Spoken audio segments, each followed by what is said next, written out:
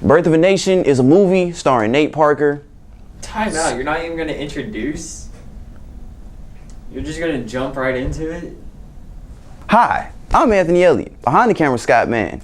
It was his idea to introduce. This is going to be a movie review. This is going to be a recurring segment. We're going to review tons of movies. I got tons of movies lined up to review for Halloween. So Monday, Halloween's day, you can just get the whole thing rolling, be scared under some blankets before you have to go to work for Tuesday. Wait, Halloween's on Monday? Mm-hmm. Okay.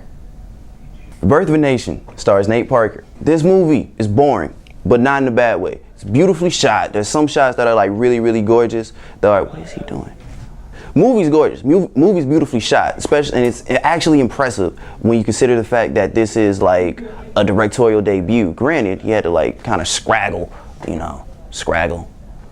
get the money up. I was excited for this movie because it made a huge splash at Sundance. I'm talking like people were emotionally distraught after watching this movie. People were like applauding, all that good stuff.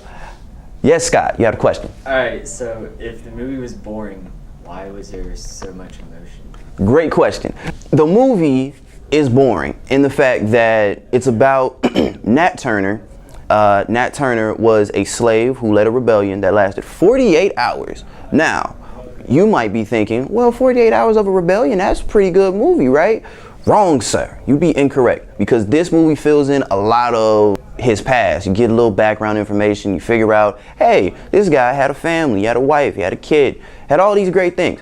And yeah, so he had to fill that in leading up to the rebellion so that you understand it. So it's not just a crazy person killing men, women, and children indiscriminately. I like your face. That face, you're just like, wow. So it's boring because it's a lot of just very, very slow talking. And like, they'll just be like, yeah, powerful conversation. And then somewhere out of nowhere, it'll be like, hey, you know what? Time's passed. And we got to illustrate that time has passed. So we're just going to have like a weird montage. Scott. What was your question, Scott? It's already recorded. Well, what's your question then? I'm waiting for us to get back to the thing. We're there, Scott. So it's a slow build-up. It is a very slow build-up, but it fills in a lot of things that you probably wouldn't have known about the character. It tells you, just his past, what he did, kind of what pushes him over the edge, kind of the belief system. It's actually super duper interesting, but it doesn't capitalize on interesting components because the slave is a preacher, and the slave masters have him come in and talk to the slaves and just tell them, hey, listen, be subdued, you good, be happy. But a lot of them weren't happy.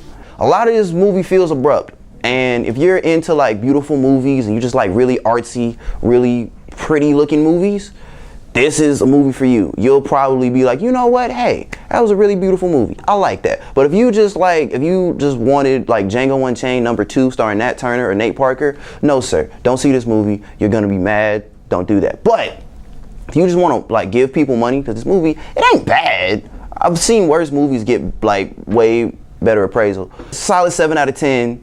And I think that you'll find enjoyment out of it.